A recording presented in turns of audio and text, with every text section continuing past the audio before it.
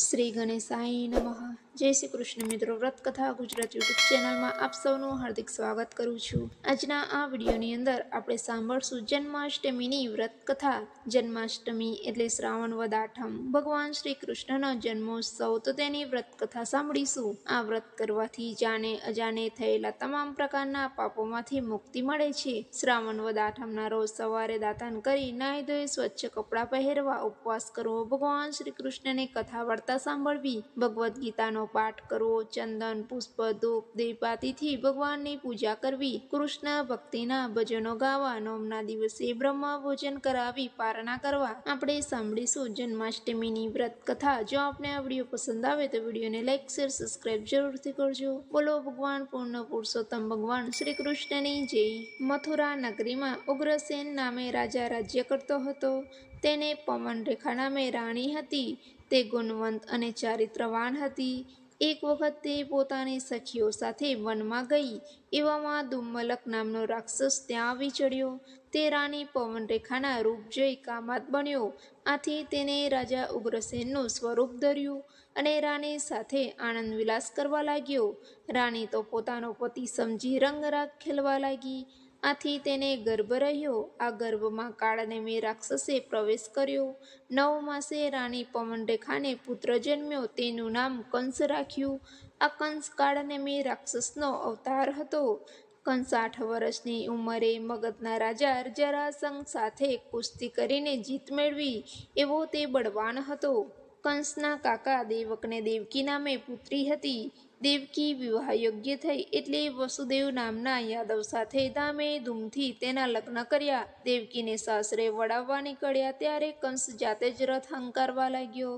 રથ ગામના સીમાડે પહોંચ્યો ત્યારે આકાશવાણી થઈ, હે કંસ, આ દેવકીના 8મા બાળકના હાથે તારો નાશ થશે. આકાશવાણી સાંભળતા કંસને ક્રોધ આવ્યો. તેને દેવકીને મારી નાખવા ખડક કાઢ્યું. પણ વસુદેવ વચમાં પડ્યા. હે કંસ, જો તમે તમારી બહેનનો વધ કરશો તો તમને સ્ત્રી હત્યાનું પાપ લાગશે. દેવકીને જેટલા બાળક થાય તેનો કબજો તું લઈ લેજે, જેથી તે બાળકોનો ડર રાખવો નહીં પડે. કંસને વસુદેવની વાત પસંદ પડી. પોતે સ્ત્રી હત્યાના પાપમાંથી બચશે અને દેવકીને બાળક જન્મતા જ તે પોતે તેને મારી નાખશે. પછી ડરવું જેવું કાંઈ રહેશે નહીં. પણ વસુદેવ બાળકો ન આપે તો?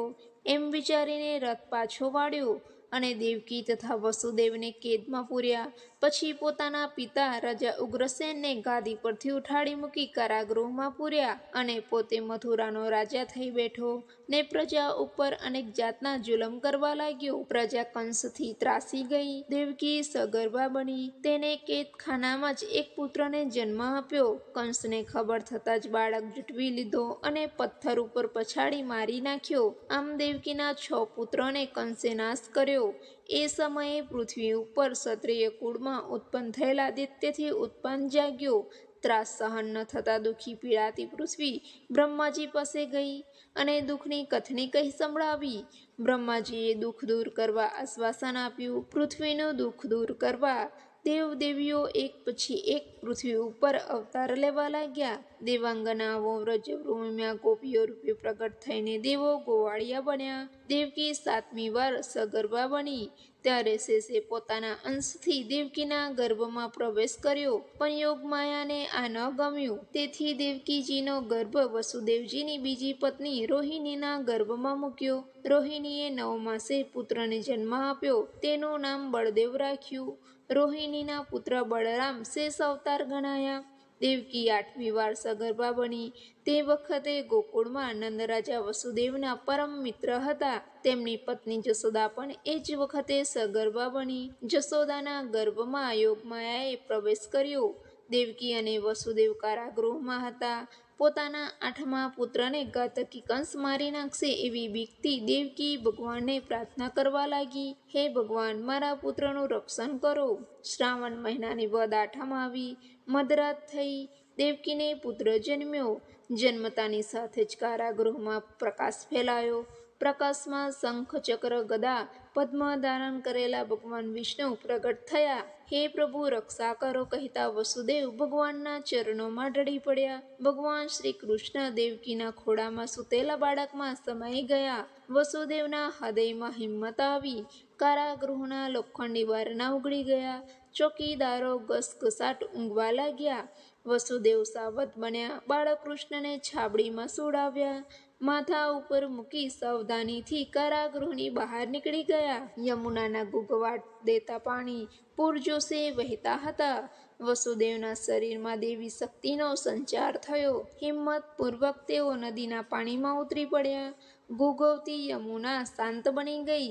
વસુદેવ સહી સલામત યમુના પાર કરી ગોકુળમાં નંદરાજાને ઘેર પહોંચી ગયા. નંદરાજાને બધી વાત સમજાવી અને મિત્ર ભાવે પોતાના બાળકને સાચવવા સોંપ્યું. જશોદાને પણ એ સમયે છોકરીનો જન્મ થયો હતો. જશોદા જાણતા હતા કે પોતાની બહેનપણી દેવકી ઉપર કંસ અત્યાચાર ગુજારશે. તેમણે પોતાની છોકરી વસુદેવને આપી અને કહ્યું, આ છોકરી દેવકીને જન્મી છે તેમ જણાવજો. છોકરી દેખી કંસ મારશે નહીં. વસુદેવ છોકરીને લઈને સહી સલામત કારાગૃહમાં પાછા પહોંચી ગયા. દેવકીના ખોળામાં છોકરી મૂકીને બધી વાત જણાવી. સવારે કંસને ખબર પડી. તેને બાળકની માગણી કરી. વસુદેવ વિનયથી કહેવા લાગ્યા, હે રાજા, દેવકીને પુત્રી જન્મી છે. પુત્રી તરફથી આપને કોઈ વિઘ્ન નહીં આવે. કંસ કહે, વસુદેવ, તમારી વાત સાચી, પણ મને બતાવો તો ખરા. વસુદેવે વહાલપૂર્વક છોકરીને ઉપાડી કંસને આપી. છોકરી લઈને કંસ ખડખડાટ હસવા લાગ્યો. વસુદેવ, હું મૂર્ખો નથી કે જાતે જ મૃત્યુ વહોરું. આમ કહી નિર્દય કંસે છોકરીને પથ્થર ઉપર પછાડવા જોરથી ઘા કર્યો. પણ છોકરી આકાશમાં ઉડી ગઈને અદૃશ્ય થઈ ગઈ અને બોલી, હે નિર્દય કંસ, તું ઈશ્વરી લીલાને ક્યાંથી સમજી શકે? તારું મૃત્યુ ટાળવા તે ઘણી બાળ હત્યાઓ કરી, પણ મૂર્ખ તારો નાશ કરનારો બાળક રૂપે ગોકુળમાં ઉછરી રહ્યો છે. દેવવાણી સાંભળી કંસ ગભરાયો. પોતાના રાક્ષસ મિત્રો અને પૂતના દાસીને ગોકુળમાં બાળકોને મારી નાખવાનું કામ સોંપ્યું. દરરોજ અનેક બાળકોનો સહાર થવા લાગ્યો. પૂતના માસી બની નંદરાજાને ઘેર ગઈ. પોતાના સ્થાન ઉપર હળાહળ ઝેર ચોપડી બાળક કૃષ્ણને દવડાવવા લાગી. પણ કૃષ્ણે પોતાના ઝેરી નાગને સ્તનપાન કરાવ્યું. તેથી પૂતના ઘડીકમાં બળદુ બની ગઈ. કંસની બધી બાજી બગડી ગઈ. કંસે બકાસુર, તેનુકાસુર, અઘાસુર અને કેશિકાસુર જેવા રાક્ષસોને કૃષ્ણને મારવા મોકલ્યા, પરંતુ કૃષ્ણે તે બધાનો નાશ કર્યો. કંસ ગભરાયો. છેવટે તેણે અકુરજી નામના દૂતને રથ લઈને કૃષ્ણને માનભેર તેડી લાવવા મોકલ્યા. વ્રજભૂમિમાં ગોપીઓ સાથે રમતા કૃષ્ણએ ગોપીઓની વિદાય લીધી. રથમાં બેસી મથુરામાં આવ્યા.